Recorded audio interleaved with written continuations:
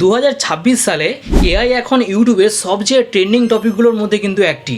এখন অনেকেই এআই দিয়ে স্ক্রিপ্ট লিখছে, ভিডিও বানাচ্ছে, এমনকি থাম্বনেলও পর্যন্ত এআই থেকে জেনারেট করছে। এখন প্রশ্ন হলো, এআই থেকে থাম্বনেল জেনারেট করলে তোমার চ্যানেলটা কি সেফ থাকবে, না তোমার চ্যানেলে কখনো কোনো স্ট্রাইক আসতে পারে? তো সব কিছু আজকের ভিডিওতে বলবো, তাই ভিডিওটা সম্পূর্ণ দেখো, কারণ শেষে তোমাদেরকে একটা ইম্পর্টেন্ট কথা বলবো যা অনেক এআই চ্যানেলগুলোতে হয়ে থাকে, যার কারণে তাদের চ্যানেল কিন্তু মনিটাইজ হয় না। তাহলে চলো ভিডিওটা স্টার্ট করি। অনেক বড় বড় ইউটিউব চ্যানেল রয়েছে যারা এআই দিয়ে থাম্বনেল তৈরি করেও মিলিয়নে ভিউজ পাচ্ছে, তাদের চ্যানেলে কখনো কোনো সমস্যা হচ্ছে না।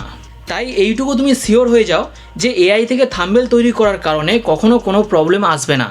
তবে ইউটিউবে কিছু নিয়ম রয়েছে, সেই নিয়মগুলো তোমাকে আগে কিন্তু মানতে হবে।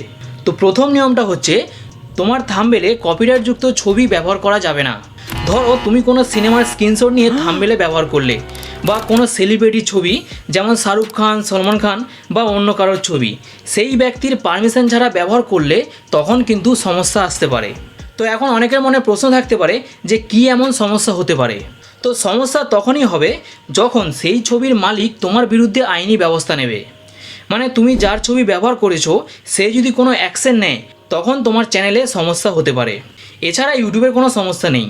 2 নম্বর নিয়মটা হচ্ছে, থাম্বনেলে তুমি যা লিখেছো ভিডিওতেও সেটার সঙ্গে মিল থাকতে হবে।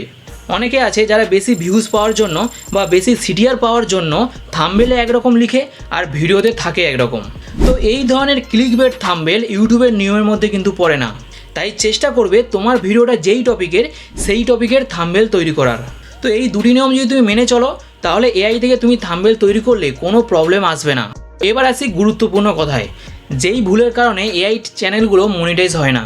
ধরো তুমি এআই দিয়ে ভিডিও তৈরি করলে, এআই দিয়ে ভয়েস ওভার করলে, এআই দিয়ে থাম্বনেলও পর্যন্ত বানালে, তো পুরো ভিডিওতে তোমার নিজের কোনো পরিশ্রম বা হিউম্যান টাচ কিন্তু থাকলো না।